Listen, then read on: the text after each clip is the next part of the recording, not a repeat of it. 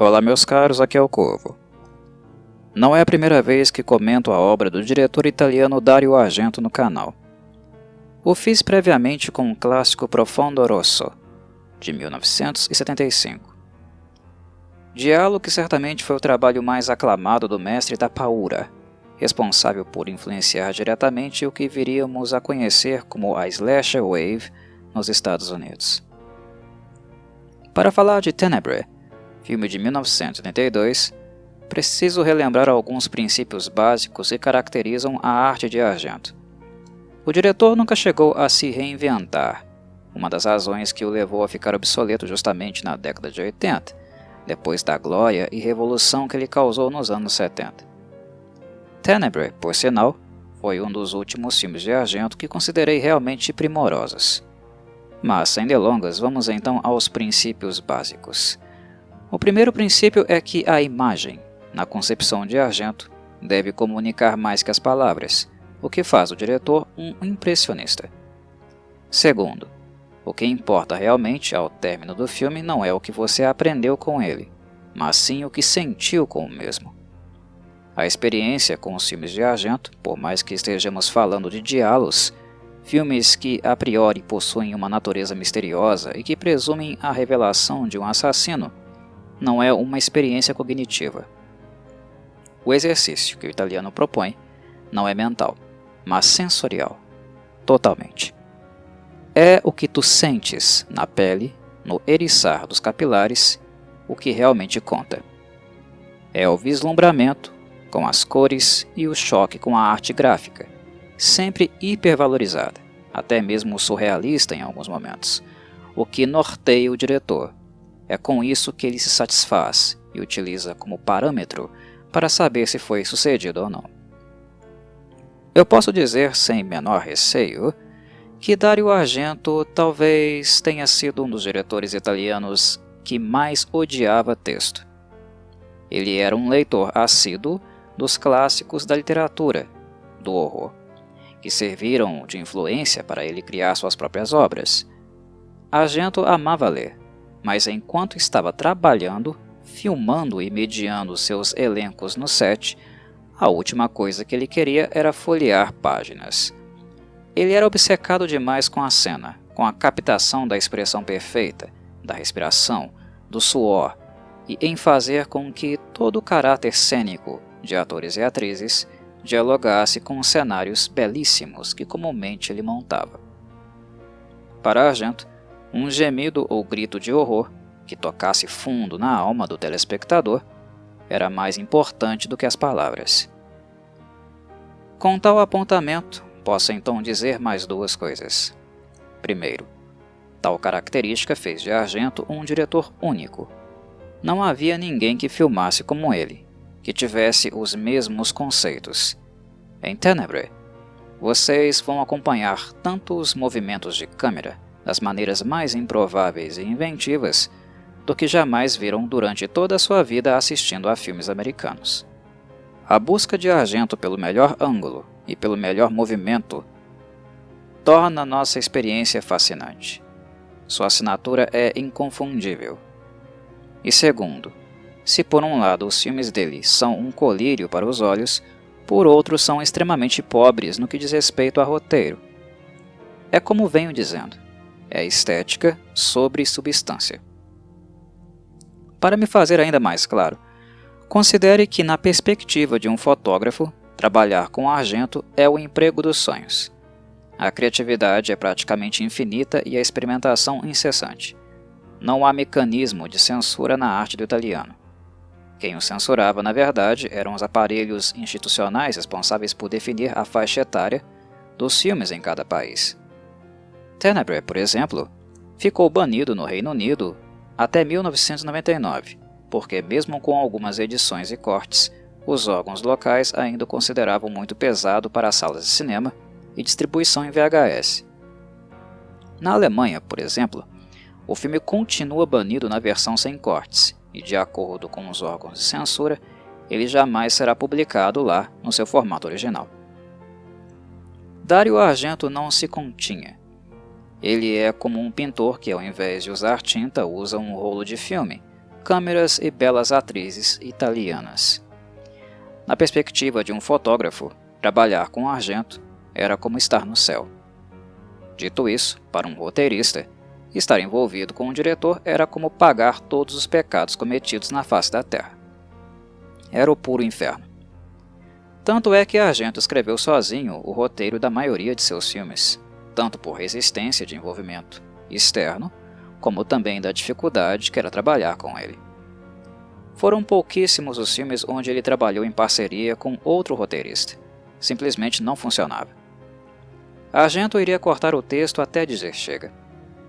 Entregar um roteiro nas mãos dele era como ir ao barbeiro, cortar o cabelo, pedir que o corte fosse feito apenas na tesoura e a pessoa passar a máquina 3. Argento corta, corta e corta. E quando você pensa que ele não vai mais cortar, ele surpreende e corta o texto mais uma vez. Seus filmes, em virtude disso, possuem uma enormidade de furos. Em Tenebrae, os espectadores vão perceber isso muito claramente, mas é aí que o reforço que fiz anteriormente a vocês vale aqui também. Isto, para o diretor, não interessa. Se o roteiro está com furos, ele não está nem aí. Desde que artisticamente ele esteja fazendo com que vocês sintam o filme dele, tenham um momento ímpar com a obra. Tenebrae é um filme que você saboreia com os olhos, com os ouvidos e até mesmo com o tato. E o impacto, a intensidade dele é tão grande e tão recompensadora que a parte textual não se impõe no julgamento. Há uma cena onde o assassinato acontece à luz do dia, em ambiente público e com pessoas nos arredores. Ao assistirmos à cena, nós, com a mente tipicamente viciada com o paradigma do cinema americano, pensamos: mas isso não pode ser, não faz sentido. Como ninguém viu que o assassino iria esfaquear o fulano? E pior, como deixaram ele fugir? Entretanto, logo em seguida a ficha cai. Quando você percebe a construção do cenário, sua constituição, a iluminação, o foco da lente de Argento e a intensidade das cores, você se toca que ele está filmando não uma cena lógica, mas uma cena sensorial. É para você saborear a cena, não pensar muito sobre ela. É justamente quando uma cena é totalmente improvável que ela definitivamente vai atrair o desejo de Argento em confeccioná-la, porque ele deseja sentir o que a situação lhe causaria, porque o mundo real jamais daria esta possibilidade a ele. Portanto, através de seus filmes, ele explora o improvável para se satisfazer com situações que o mundo real não é capaz de nos proporcionar. E este é um dos aspectos que acho mais interessantes na obra de Argento e que me faz revisitá-la vez ou outra. Seus diálogos oferecem coisas que vocês não vão ver em lugar algum. E Tenebrae, assim como Profondo Rosso, é um exemplo perfeito disso. Vocês notarão que a música, como sempre, exerce um papel gigantesco na obra. Este foi mais um filme onde Argento trabalhou com a banda de rock progressivo Goblin, e tal parceria foi uma das mais deliciosas que eu já presenciei no cinema. Eu já fiz um vídeo aqui no canal falando sobre a Goblin, da parceria com Argento e os inúmeros filmes que ambos fizeram juntos. A música della Paura é simplesmente formidável e automaticamente reconhecível, independente do que Claudio Simonetti, Fábio Pignatelli e Massimo Moranti estejam experimentando. No caso de Tenebrae, o estilo vai na direção da dance music, até mesmo com alguns vestígios da disco music, eu diria. A trilha sonora é cheia de swing, e notem como esta é completamente sincronizada com o movimento das cenas, com aquilo que acontece no ambiente. Os graves, a frequência de notas e as batidas sincronizam perfeitamente com o movimento do assassino e também das vítimas. É exótico, excitante e muito envolvente. A trilha de Tenebrae é a mais quente que a Goblin fez para o Argento, embora toda a energia que ela ocasiona ao invés de excitar no sentido do prazer e relaxamento, irá na verdade mantê-los dançando, batendo os pés, mas ao mesmo tempo cheios de tensão. É ímpar o que as cenas, juntamente com a música, provocam em nós. Sobre o andamento e ambientação de Tenebrae, além da função musical que acabei de pontuar, que é uma constante, ressalto também que este talvez seja o filme mais sensual de Dario Argento. A tensão é enorme, explode, mas ela vaza por mais de uma via. Uma delas é pelo ódio. O assassino é absurdamente colérico, e as cenas de execução são de uma brutalidade tão grande que chocou muitas pessoas nos anos 80. Enquanto os americanos produziam slashers que tentavam superar os anteriores em termos de violência, Argento continuava elaborando seus diálogos da mesma maneira que fazia nos anos 70. As cenas são simples, coloridas, extremamente expressivas e com alto valor fotográfico. E curiosamente muito mais efetivas do que os slashers americanos. Uma cena de morte de um slasher americano tem por objetivo entreter, enquanto uma cena de morte de Tenebrae é uma maneira de representar o belo na morte. Soa bizarro e mórbido, mas é por aí. Os slashers americanos glorificam a morte. Já em um filme como Tenebrae, vocês verão que a morte é apenas uma consequência e não o objetivo em si. O objetivo, na realidade, é captar o flash no contato entre a luz e a lâmina, o som do fio dilacerando a carne, a respiração forte advinda do estresse do assassino, a beleza dos corpos seminus das lindas modelos italianas, o vermelho colorindo meticulosamente as roupas íntimas ou o cenário. Argento tem mais refino, meus caros. Um filme como Tenebrae é capaz de deixar claro para vocês exatamente o que eu reforcei no início deste vídeo: o aspecto artístico e impressionista de suas criações. A imagem é tudo para ele. As cenas de morte são apenas um meio de proporcionar a paura necessária para o pincel que o diretor usará na tela branca, que no caso é corpo e cenário, de maneira indivisível. Assim como os slashers americanos, os diálogos de Argento eram inegavelmente misóginos, isto é fato. O que temos aqui são italianas tremendamente lindas sendo exploradas sem nenhuma cerimônia. Tenebrae é um filme que vai explorar a beleza de seus corpos tão intensamente que é até incomum, até para os padrões do próprio diretor. Este filme é estupidamente sexy. Entretanto, Argento faz com que o nu e a beleza das atrizes não seja apenas o precedente que antecipa a cena do assassinato, como normalmente acontece nos slashers americanos. Nos slashers, há uma cena de sexo, ou então uma atriz é filmada nua apenas como pretexto para agradar o público que espera por peito e bunda, como também anunciar que a morte vai ocorrer. Em Tenebrae, a coisa não é tão patética assim. A nudez e a beleza das atrizes não são um precedente, um simples gatilho para a morte que virá, mas sim parte do cenário. Sua beleza é um elemento constante tanto na calmaria como na paura, deixando o filme extremamente sensual. E notem que não há uma cena de sexo sequer aqui. Isso mesmo, não há nenhuma. Mas a maneira de retratar e o foco de atenção do diretor é o que fazem deste filme bem mais atraente e excitante do que a maioria dos filmes americanos que inserem o elemento sexual de forma deslocada, injustificada ou apelativa. Eu pontuei que o primeiro elemento de tensão em Tenebrae é o ódio, e o segundo seria justamente a sexualidade. Há muita tensão sexual aqui. Quase todos os personagens, especialmente as femininas, o foco de atenção de Argento, possuem um tônus libidinal gigantesco, e isto se reflete muito no comportamento delas.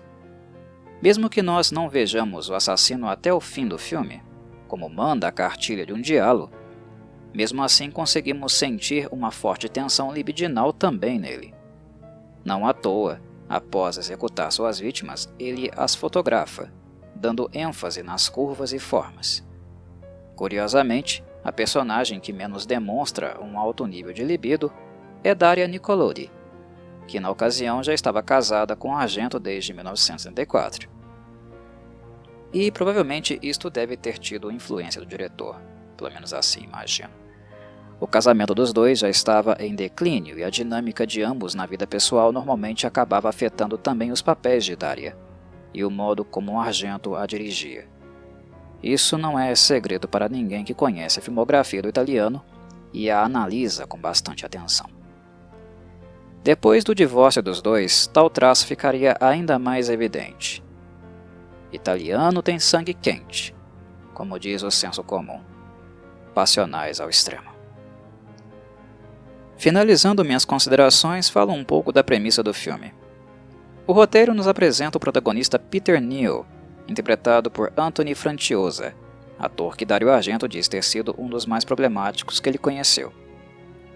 Ironicamente, muitos atores e atrizes dizem o mesmo do diretor. Enfim. Peter Neal é um escritor agenciado por John Saxon, ator que trabalhou em filmes como Enter the Dragon, de Bruce Lee, o clássico canadense Black Christmas e Nightmare on Elm Street, de Fred Krueger. Aqui, ele interpreta Bulmer, agente de Neal, que está divulgando o novo livro dele na Itália. Neal está vivendo uma crise no relacionamento com sua noiva Jane, interpretada pela belíssima Veronica Lario, ex-esposa de Silvio Berlusconi, mafioso que foi primeiro-ministro na Itália e era dono do Milan, um dos clubes de futebol mais tradicionais do país. Jane deseja ver Neal e tenta fazer contato, mas o escritor se mantém afastado.